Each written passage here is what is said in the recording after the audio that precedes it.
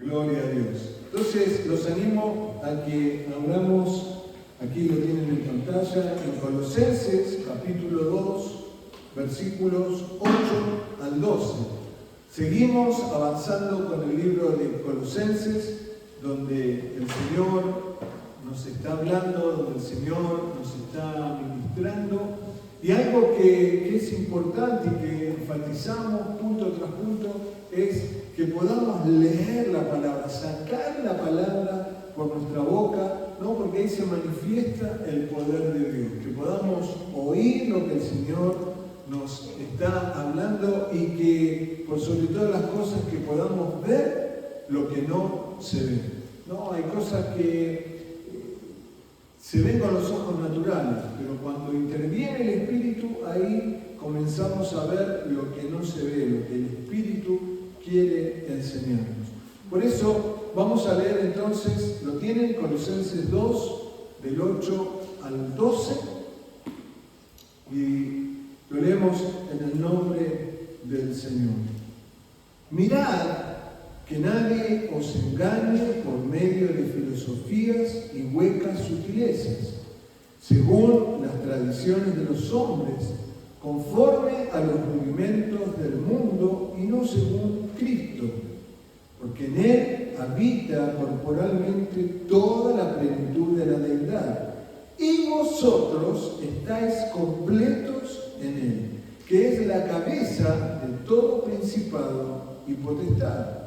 En Él también fuisteis circuncidados con circuncisión no hecha a mano, al echar de vosotros el cuerpo pecaminoso carnal en la circuncisión de Cristo, sepultados con Él en el bautismo, en el cual fuiste también resucitados con Él, mediante la fe en el poder de Dios que le levantó de los muertos. Cuánta revelación que tiene el apóstol Pablo y nos deja ver en estos pocos versículos todo lo que el Señor quiere enseñarnos, ¿no?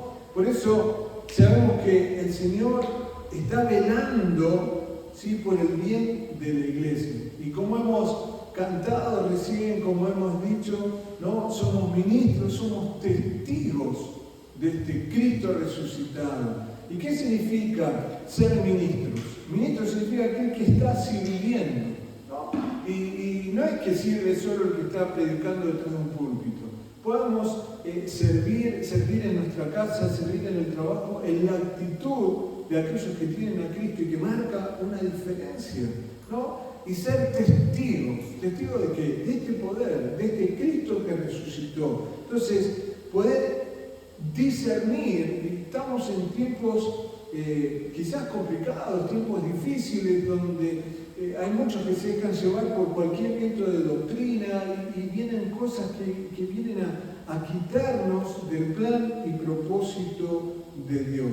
Por eso debemos estar atentos a todo lo que el Señor nos dice por medio de la palabra. Y si nosotros leemos, lo hemos declarado, lo hemos leído, este versículo 8 comienza con una palabra. ¿Cuál es esa palabra que dice? Fíjense ahí en su Biblia, versículo 8, ¿qué dice? Mirad, mirad, ¿no? Ahora, ¿quién dice esto? El Señor está diciendo, mirad. ¿Qué es lo que hay que mirar? Que nadie os engañe. Y esto es lo que vamos a estar declarando, viendo a la luz de la palabra. ¿Por qué? Porque, como hemos mencionado en Amós, capítulo 3, versículos 7 y 8, dice que no hará nada Jehová el Señor sin que antes se lo revele a sus siervos, los profetas. Dios tiene una manera puntual de ministrar a la iglesia, ¿no? Entonces, Él trae esa revelación a los profetas y estos, en el Antiguo Testamento, eran conocidos con una palabra que se ha desvirtuado, una palabra que hoy por hoy quizás nos hace pensar en otra cosa, que es vidente, ¿no? El vidente era el que podía ver lo que Dios estaba manifestando. Hoy esa palabra tiene que ver más con lo oculto, con el ocultismo, pero entender que los profetas eran los que estaban viendo, y por eso ahora el Señor esto lo da a conocer a sus ministros, ¿sí?, los cuales son aptos para ver lo que no se ve, ¿no? para ver lo que no se ve. Entonces, no es por conocimiento, no es por sabiduría, ¿no? Hace unas semanas estuvimos en un culto y estábamos ahí orando y digo, vamos a orar por esta persona, ¿no? Y la llamamos y el Espíritu empezó a revelar lo que solamente la persona sabía. No la conocíamos, no sabíamos nada de su vida, pero solamente el Espíritu, ¿no?, da esa revelación. Y al manifestar a alguien desconocido para la persona, ¿no?, ahí se quebrantó y pudo reconocer el poder de Dios. Porque es Dios el que quiere mostrarnos aquellas cosas, así como puede ser para lo bueno, hay cosas que están ocultas que son para mal. Por eso hay algo que es importante y lo tienen ahí. Sin la fe es imposible ver la maldad de los impíos. Necesitamos fe, la fe, ¿no?, la certeza de lo que se espera, la convicción de lo que no se ve. ¿Para qué? Por medio de la fe dejamos operar y obrar el poder de Dios en nuestra vida. Porque sabemos que Él venció en la cruz. Él ya nos hizo más que vencedores, ¿no? Entonces, en esa cruz, en el cuerpo de Cristo, en Él es quien fue juzgado el pecado de todos nosotros. Nada quedó sin ser juzgado. Por eso los mensajes del enemigo atentan contra la iglesia. Y Pablo entendió esto, que hubo cosas que se habían levantado en contra de la iglesia. Y esto sigue aconteciendo hoy por hoy, ¿no? Cosas que se levantan en contra de la iglesia. Y él, puntualmente en estos versículos que hemos leído, habla de tres cosas: filosofías y huecas sutilezas, tradiciones de hombres y rudimentos del mundo, ¿no? Entonces, cuando habla acá de filosofías y huecas sutilezas, está hablando puntualmente de algo que se conoce como los judaizantes. ¿Y qué eran los judaizantes? Eran judíos, ¿no?, que lo que hacían era imponer estructuras, filosofías, ¿no?, cosas que ponían cargas en los otros, las cuales ni ellos mismos podían llevar. Y esa era la actitud del judaizante, porque había que hacer lo que ellos creían, no lo que Dios decía, sino lo que ellos creían. Entonces imponían reglas, ¿no?, sobre todo a los gentiles. Los gentiles eran aquellos que no eran judíos. O sea, todos nosotros entramos en ese grupo, ¿no?, de ser gentiles.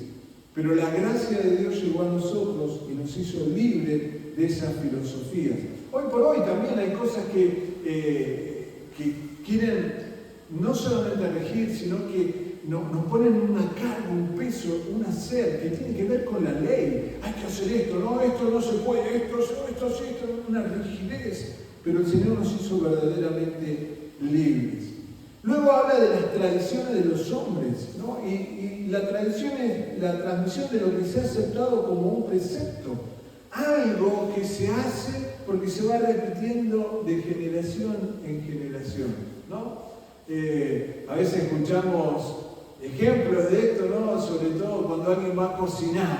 ¿Y por qué haces eso? ¿No? La otra vez escuchaba un testimonio de que preparaba la masa para la pizza y la cortaba. Y le pregunta, ¿pero por qué lo cortás? Y porque mi mamá la cortaba.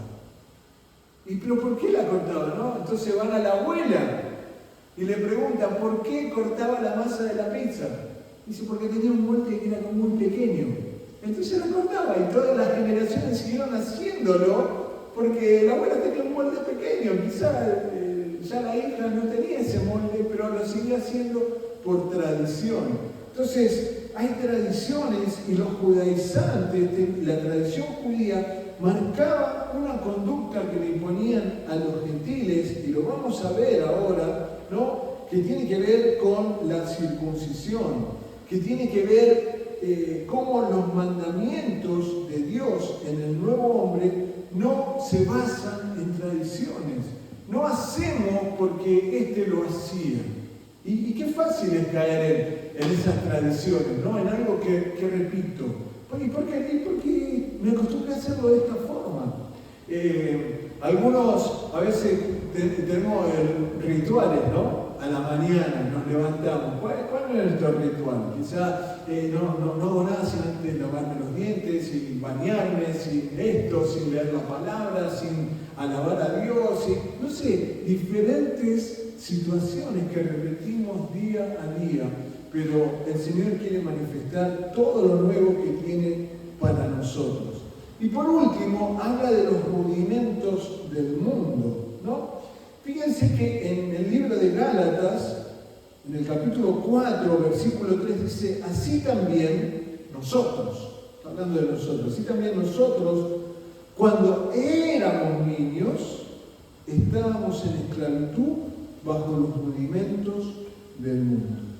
Entonces, acá tenemos que entender algo, que cuando habla de niños, no es porque está hablando de una cuestión cronológica, no porque éramos chiquititos, sino que está hablando de que cuando no conocimos a Cristo. Pero fíjense esto, ¿no? Para poder entender y poder avanzar a lo que viene. Por ejemplo, es muy común en la iglesia, ¿no? Cuando alguien se convierte y va avanzando en ese proceso de conocer a Cristo, ¿no? Y por ahí erra, se equivoca en algo. ¿Qué es lo que decimos habitualmente? Ese es un bebé espiritual. ¿Han escuchado esa frase? Es un bebé chiquitito, bueno, entenderlo, pero no es así. Dios no obra de esa forma y lo vamos a ver. De hecho, si pensamos en Adán, el primer hombre, ¿no? Ahí, esa alma viviente donde el Señor sopló aliento de vida. ¿Cómo era Adán? ¿Era bebé? No, era un hombre. Era un hombre. Y de hecho, ¿no? De su costilla sacó a Eva y prontamente tuvieron hijos. Era un hombre. Lo que Dios hace, lo hace perfecto. Entonces, no es que nosotros, y muchas veces lo usamos de justificar, soy un bebito, no entiendo todavía. No, y lo vamos a ver en estos versículos. Estamos completos. Vamos a ir conociéndolo más, pero no es que me falta algo. No es que soy un bebé, soy chiquito. No, acá tenemos a la bebé chiquitita, va creciendo, cada día crece más. Y oramos para que duerma más. Y la mamá dice amén, ¿no? Pero no es así en la vida espiritual. No es que aceptamos a Cristo y somos como un bebé. No, estamos completos en el Señor. ¿Pueden decir amén? Por eso nos habla, ¿no? Cuando aceptamos a Cristo, ¿no? Hablamos del viejo hombre y del nuevo hombre. No hablamos del nuevo bebé, hablamos del nuevo hombre. Por eso, los mensajes opuestos a la venida de Cristo al mundo y su obra redentora es camino de locura. Hay muchos que dicen, vaya a saber cuándo va a venir Cristo a buscar su iglesia. Pero no sabemos, puede venir ahora mismo. Y a veces, ¿no? Las situaciones, las circunstancias, hablaba con el vecino acá del Pancito de Oro. Justo fui a comprar y estaban pasando las noticias de la explosión esta que hubo de ese camión que llevaba gas y volcó y explotó, allá más para el norte. Y aún murió gente y muchos heridos. Y hablamos de esto, que nadie sabe el momento ni la hora. No importa la edad que tengas, no importa. Si sos un bebé, si tenés 15 años, si tenés 20, 40, 60, 80, no, parece que solamente el que ya está más viejito está más cerca de Dios, se dice habitualmente. Pero nadie sabe ni el momento ni la hora. Cristo puede venir a buscarnos. Cristo puede llamarnos, es quien da y quien quita la vida. Por eso es la importancia de estar a cuenta con el Señor, de hacer su voluntad, ¿no? Entonces, entender, cuando leemos Isaías 53, que nos habla del siervo de Jehová, nos habla de la venida de Cristo. Cristo ya vino. Pero sabemos que Cristo ha de venir a buscar a su iglesia. Por eso debemos estar listos, debemos estar preparados. Si avanzamos en el versículo 9, acá hay una revelación acerca de Cristo que dice, porque en Él habita corporalmente toda la plenitud de la deidad. ¿Y qué sigue diciendo? Y vosotros estáis completos en Él. Entonces, ¿qué significa esto? Que no me falta nada. No me falta nada en Cristo, que es la cabeza de todo principado y potestad. Por eso debemos entender, ¿no?, cuando hablamos de plenitud, que es la esencia y la naturaleza de la divinidad. En Él habita corporalmente Dios. Ahora, hay veces que no entendemos esto y tenemos la misma actitud que tuvo Tomás. Y no sé, y no creo. Y necesito ver, Tomás necesitó tocar el cuerpo de Cristo para creer que verdaderamente era el Cristo resucitado. Y por eso la palabra que nos dice, bienaventurado aquel que cree sin haber visto. Entonces, la fe ya fue dada. Jesús es el autor y consumador de la fe. La fe fue dada a todos nosotros. Algunos dicen, no, yo no tengo mucha fe. Mentira, todos tenemos fe. Lo que pasa es que esa fe es como que se va manifestando más y a veces queda ahí como chiquitita, parecería. Pero aún en eso, dice la palabra, y si tuviera fe como un granito de mostaza, ¿no?, una semilla tan pequeña, le dirías a este monte, muévete y se movería. Entonces, poder entender el poder de la fe y lo que implica que en Él ahora habita corporalmente toda la plenitud de la deidad. Entonces, no es que Cristo solamente resucitó, que ya es tremendo el poder de Dios, sino que ahora Él se manifestó a los discípulos después de haber muerto y resucitado con un cuerpo como el que tenemos nosotros, pero con una gran diferencia, el cuerpo glorificado. Pero un cuerpo, los discípulos hablaron con Él, los discípulos le reconocieron a Él. Jesús se sentó a comer con los discípulos, o sea, pero con un cuerpo glorificado. Ese cuerpo es el que vamos a tener nosotros. Por eso, entender que el propósito de Dios se completó en el Hijo.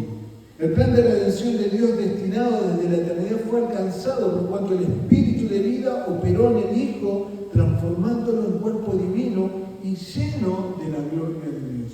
Y ese es el cuerpo que a nosotros nos espera, ¿no? A veces estamos cansados, a veces nos duelen los huesos, a veces, ¿no? Ni les cuento a ustedes cuando lleguen a mi edad.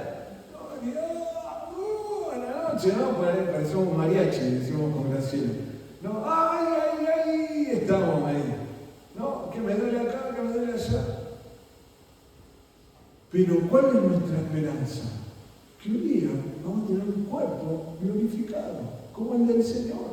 Y vamos a estar en su presencia, ¿no? Y esto es lo que nos está esperando y es lo que el Señor nos prepara a cada uno de nosotros. Por eso dice, y vosotros estáis completos en Él. Y si algo está completo, es que está completo. Es que ya no falta nada. No nos falta nada. Estamos completos. Ahora, si yo le pregunto, ¿te falta algo? Y siempre nos falta. Decimos que nos falta esto. ¿Pero qué nos falta? Las cuestiones materiales. Pero en Cristo, cuando entiendo que estoy completo, por eso el apóstol Pablo puede decir, puedo estar en lo mucho y puedo estar en lo poco. En lo que sea, le doy la gloria a Dios. Y estoy con gozo, ¿no? Entonces, no importa lo que el Señor nos dé, sea poco, sea mucho, sino que el gozo del Señor se manifiesta en nuestras vidas. Por eso entender que la justicia venció y que el Hijo fue justificado en el Espíritu. ¿Qué es lo que dice en Hebreos 2, capítulo 2, versículo 14. Hebreos 2, versículo 14 y 15. Así que por cuanto los hijos participaron de carne y sangre, ¿no? Los hombres, él también participó de lo mismo, hablando de Jesús. ¿Para qué? Para destruir por medio de la muerte al que tenía el imperio de la muerte, esto es el diablo, y librar a todos los que por el temor de la muerte estaban durante toda la vida sujetos a servidumbre. Éramos esclavos del pecado, estábamos sujetos, pero Cristo nos hizo verdaderamente libres. Él se apagó, por eso, y esto lo vamos a ver la semana que viene, no hay condenación alguna para los que están en Cristo Jesús. Somos libres de toda condenación, por eso dice que Él reposó de todas sus obras. O sea que nada quedó pendiente. Y por eso aún dice la palabra que Él preparó esas obras para que nosotros anduviésemos de antemano. ¿Qué tengo que hacer? Lo que Él ya dijo que tengo que hacer. Ni más ni menos. No tengo ni que agregar ni tengo que quitar. ¿Sí? Porque el Señor ya habló por sus siervos, los profetas. Por eso la iglesia, ¿no? Cristo es la cabeza y nosotros como iglesia somos el cuerpo. ¿Qué dice Juan 1:16? Porque de su plenitud tomamos todos y gracia sobre gracia. ¿De quién tengo que tomar? Del Señor. A veces nos afanamos, ¿no? Por los quehaceres, por las responsabilidades, tengo esto, y nos olvidamos de tomar, ¿no? Del Señor. Hoy por hoy, está tan de moda, ¿no? Tomar complementos vitamínicos para esto, vitamina para lo otro. Pero en Cristo ya estamos completos. No nos falta nada, ¿sí? No nos falta ningún complemento vitamínico, no nos falta nada, porque Cristo es la cabeza de la iglesia, ¿sí? Que es cabeza de todo principado y de toda potestad. Cristo gobierna sobre toda situación. ¿Está pasando por alguna situación? Situación a veces de salud, situación familiar, situación con los hijos, con el esposo, con la esposa, con la suegra, con la familia. Cristo está en el control de todo eso. Por eso, al llegar al versículo 11 y 12, ¿no? Declaramos que los salvos echan fuera el cuerpo pecaminoso carnal. No tenemos nada que ver con eso. Y fíjense lo que dice el versículo 11. En Él, en Cristo, también fuisteis circuncidados con circuncisión no hecha a mano, al echar de vosotros el cuerpo pecaminoso carnal en la circuncisión de Cristo. ¿Qué significa todo este juego de palabras? Si nosotros lo vemos, lo tienen ahí en pantalla. Recién se apagó. ¿Recién se apagó? Se pasó. No sé qué pasó. Se nos fue nada. Bueno. No, vamos a dejarlo así. Pero pueden buscarlo en el libro de Génesis, el primer libro de la Biblia, en el capítulo 17. Génesis 17 dice en el versículo 10 y 11. Y prestemos atención porque esto nos va a ayudar a entender lo que significa esto. El versículo 10 de Génesis 17 dice: Este es mi pacto, que guardaréis entre mí y vosotros y tu descendencia después de ti. Será circuncidado todo varón de entre vosotros. Circuncidaréis, pues, la carne de vuestro prepucio, y será por señal del pacto entre mí y vosotros. Esta es la promesa que Dios le da a Abraham. Y le dice que todo varón debe ser circuncidado, ¿no? Entonces, la circuncisión implicaba, como dice ahí, ¿no?, en un corte en el prepucio del varón, y eso era una marca distintiva. Ahora, hoy por hoy, los judíos lo siguen haciendo. Al 8º día se los circuncidan a los bebés, ¿no? Y hay toda una explicación clínica de por qué al 8º día, porque el bebé en ese tiempo genera ciertas hormonas, y hay un montón de explicaciones. Pero esto tiene que ver con la ley. Ahora, los judaizantes que decían, usted se convirtió, entonces usted se tiene que circuncidar. Usted tiene que pasar por ese proceso. Pero Dios no nos dice eso. Lo acabamos de leer. Dice, porque fuimos ya circuncidados con circuncisión no hecha a mano. O sea, no es necesario que ningún varón ahora que aceptó a Cristo pase por la circuncisión. ¿Por qué? Porque en Él ya fuimos circuncidados. ¿Y en cuál fue esa marca? ¿Cuál fue esa circuncisión?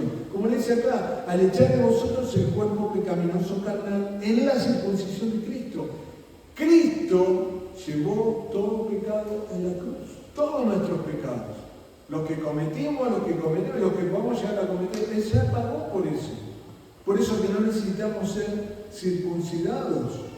Entonces, entender este mensaje. Y vamos a ver 3 versículos que aquí lo tienen. En Colosenses 1:21 dice, ahora, ¿no?, hablando de Jesús en nuestra circuncisión, ahora os ha reconciliado en su cuerpo de carne por medio de la muerte. ¿Para qué? Para presentarnos santos y sin mancha y irreprensibles delante de Él. Por la obra de Cristo en la cruz es que ahora yo puedo decir que soy santo. Puedo decir que soy irreprensible. Puedo decir que soy sin mancha, porque así es como Él viene a buscar a su iglesia.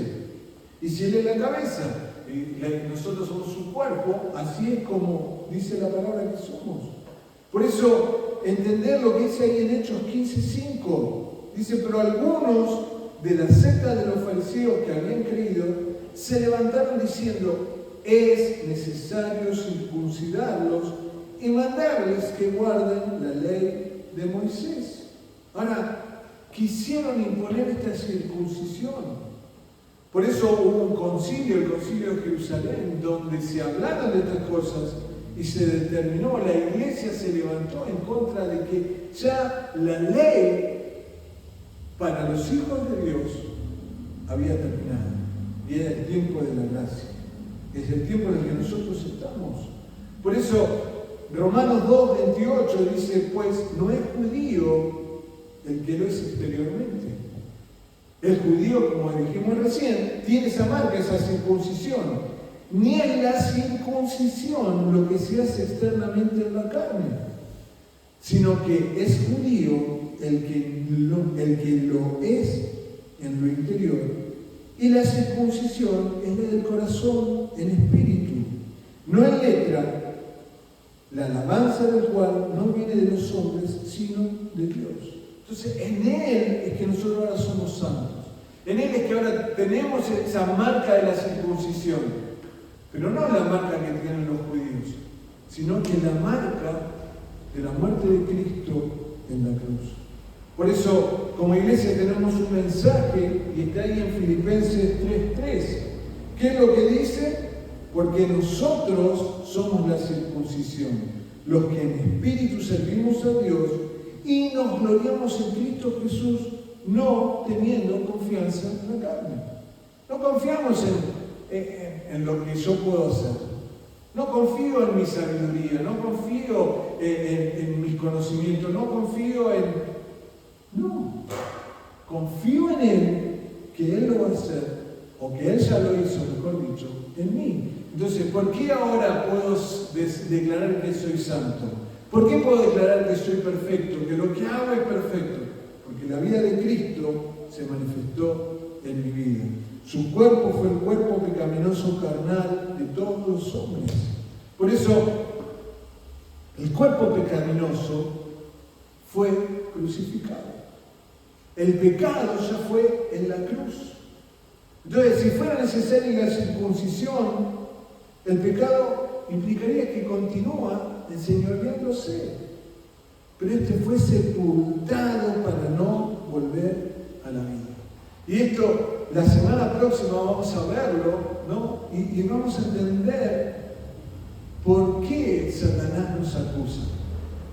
Está ahí, ¿no? Con el dedito señalándonos.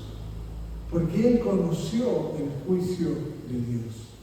Y lo conoció mejor que nadie. Y por conocer mejor que nadie, ¿no?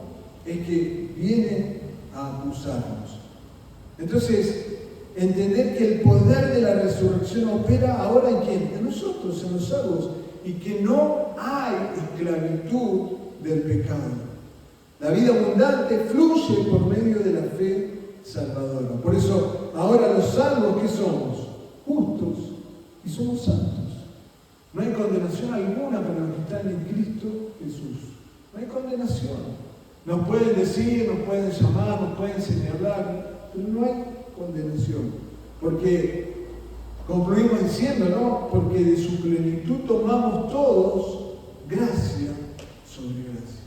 La obra de Cristo en la cruz es perfecta. Y ahora debemos vivir esa plenitud. No es un ratito, no es un instante, no es cuando vengo a la iglesia, es en todo momento, porque ahora, ¿qué tengo? La mente de Cristo. No, ya no vivo yo, vive Cristo en mí, tengo su mente. ¿Cuántas veces la mente nos quiere jugar una mala pasada?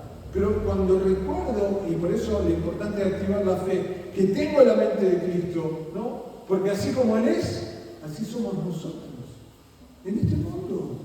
Entonces, no hay lugar para el temor, no hay lugar para la angustia, como hemos cantado, no se entristezcáis, porque Él que nos ha dado espíritu no de cobardía, sino de poder y de dominio propio.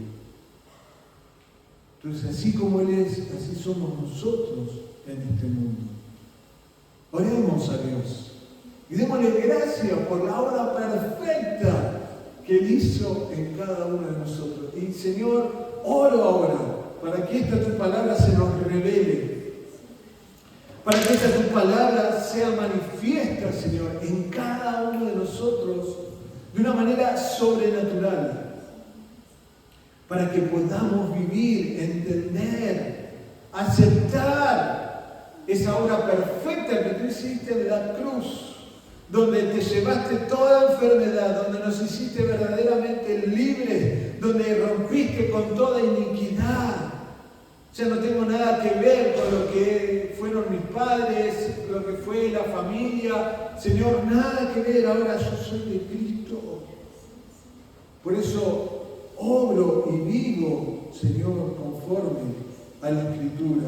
Por eso ya no me dejo guiar por ritos, por tradiciones, ni por falsas filosofías huecas que quieren manifestarse, Señor.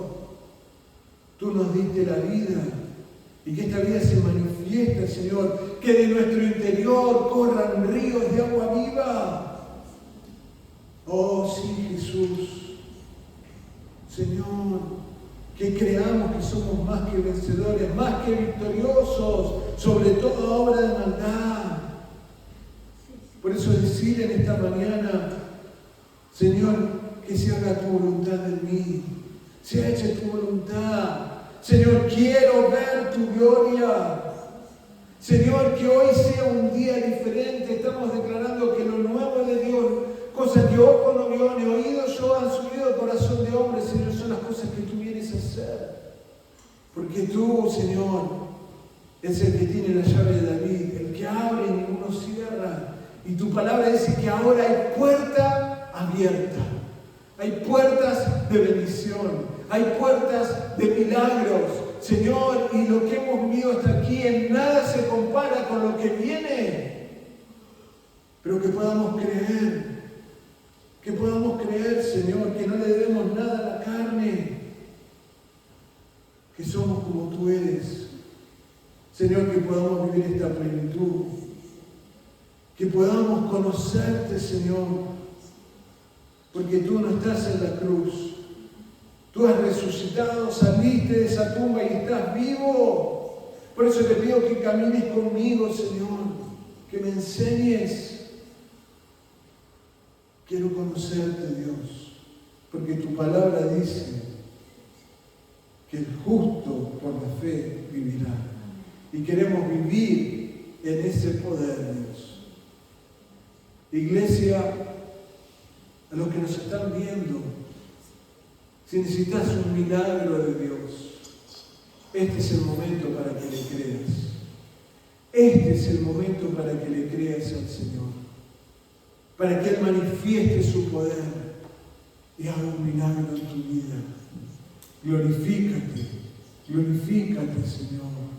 Tú eres todopoderoso, Rey. Y te damos la gloria. Y te damos gracias. Dale gracias. Dale gracias.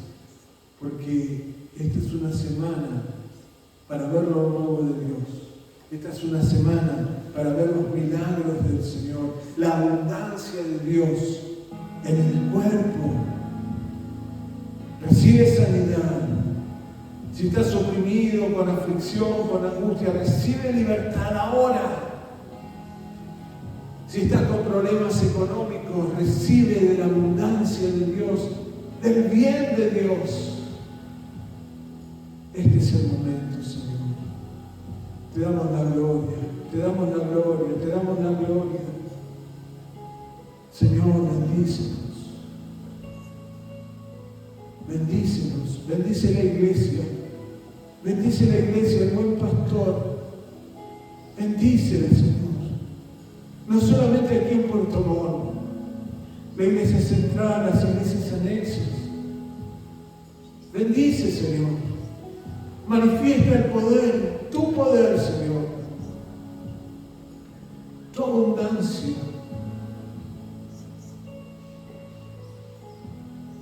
Glorifícate, Dios. Esta es la semana. Esta es la semana para ver tu poder. Para avanzar. Para avanzar, Señor. En el nombre de Jesús. Si lo estás creyendo, aquí los que nos están viendo, levanta su mano y denle gracias. Señor, dile, lo creo, lo creo. Por eso te doy gracias. Por eso te doy gracias, Señor. Lo nuevo de Dios, el milagro de Dios, se manifiesta ahora. Ahora. No hay nada imposible para Él. Que se manifieste en la fe. La fe para creer, Señor. Que estamos completos, Señor.